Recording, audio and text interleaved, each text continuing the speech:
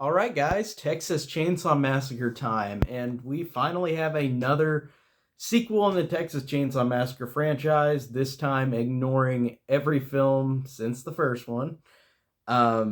This movie feels so much like they literally just saw Halloween 2018 and they're like, we're going to basically do that movie again, but not make it as great.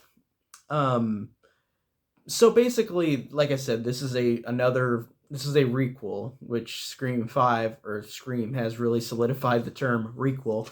It is a rebooted sequel where it is only a sequel to the first one.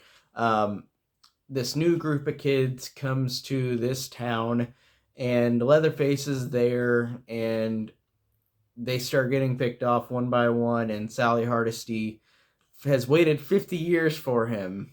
And literally, her dialogue is the same as Laurie Strode's in Halloween 2018. Like, it's literally almost the same set of dialogue, which I thought was very interesting in how they just blatantly copied that.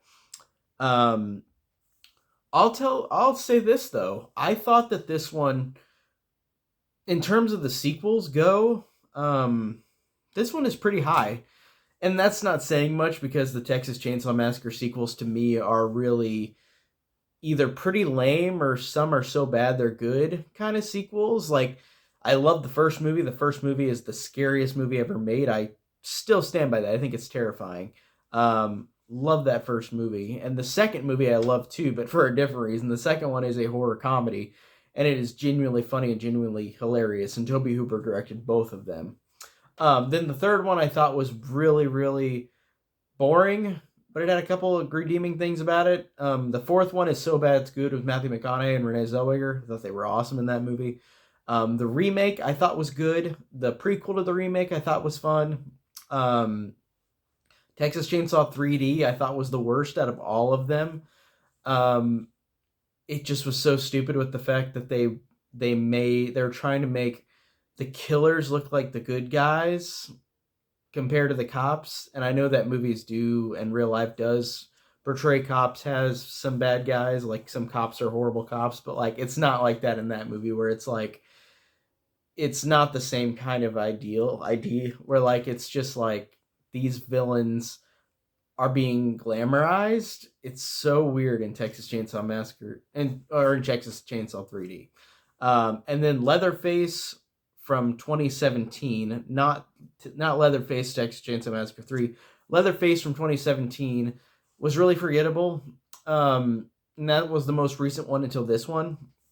So this franchise is a really mixed bag for me because, like I said, I love the first two. The other ones are varying to me. Like some I don't like, some I think are whatever. Um, but getting into this one was a surprise because it was announced like this last year and was quickly made. Um, and it was said it was going to be a direct sequel to the first one where it ignores all the other continuities, which there are like 5 continuities in these movies, just like Halloween. Like every new Texas Chainsaw Massacre and the old ones had a new family that was crazy and weird and different kind of family members. Like it's so weird with this franchise. It's just like Halloween in that way. Um, but this one is looking at it from a gore standpoint. I really thought the gore was excellent in this. I thought this was really creative and really fun in terms of the visual gore and violence and terror. Like I thought that was really well done. There is some awesome gore. There's like a scene where Leatherface rips or flips a guy's hand out to where his bones crack. He like impales him through the neck of his own hand. Like that was really cool. Or there's a guy who gets axed in the movie and then he's running out into the rain and you see his face is gone and it's a really good effect. And then there's a really tense scene of a character underground in like the basement or no, the cross base, and Leatherface is running the chainsaw through the cross base floor, and I think that is really awesome. And then the Bus Massacre, which you've seen, if you've seen the trailer, you know what I'm talking about. They show it in the trailer. There's a massacre on a bus, and it's really effective and really good. The actor who played Leatherface in this, I don't know the name. One of the best performances of Leatherface, and I really love, like I said, the first one, he's fantastic. The second one I like as well from a different standpoint of being like a kind of lovey, like a character who's in love with Stretch in the second one.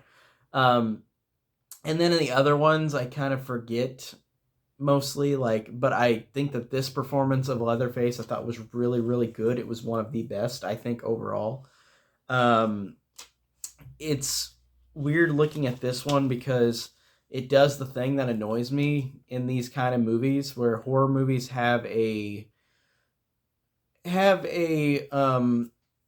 undertoning political story where, like, or not story, political elements to it, where I'm just like, this shit just annoys me because it's like all we're doing is just making two sides just hate each other even more, because this movie starts out with characters that are trying to rebuild this place in Texas. So, like, this abandoned town. Like, they're trying to do a good thing and make this town become lively again and do something with their gifts to, like, make this town thrive again.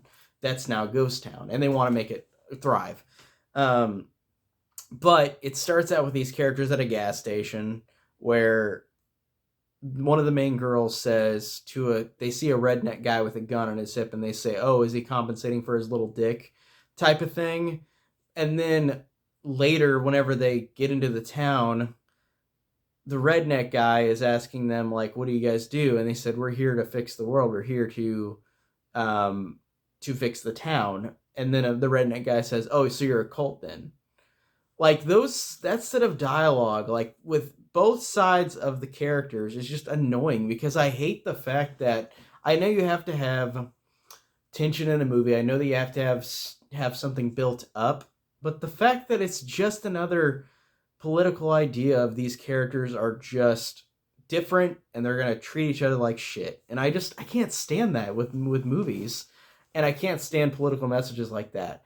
But to be fair, at least this doesn't feel completely one sided. It's like they're both treating each other bad, like the young millennial kids and the old redneck people. Like, they're both being rude to each other. It's not like one side is saying, like, oh, the rednecks are horrible, and it's not like one side is saying, oh, these people are doing a bad thing. It's not like that. And I didn't mind that it wasn't just completely one sided.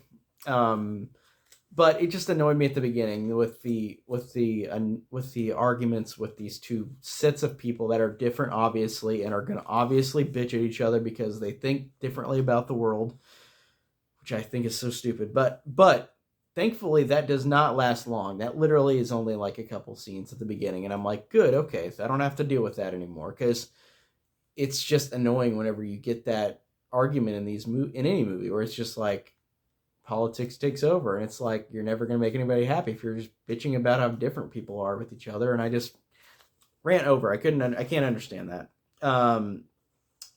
I thought it was interesting that they did bring back Sally Hardesty in it, but she is just literally Laurie Strode from Halloween 2018. She literally says the same dialogue. She says, I've waited 50 years for him instead of 40 years, like Laurie says.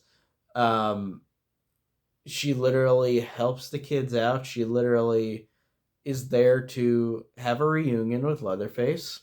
But the thing I did appreciate about this one is that this isn't really a spoiler, really, but, like, whenever they come face to face, Leatherface is like, "Who are you?" And I like that, and I know that they are doing that in the new Halloween movies, but I like that they had that point of it. Like, if she didn't go and, like, attack him, he wouldn't have attacked her or cared.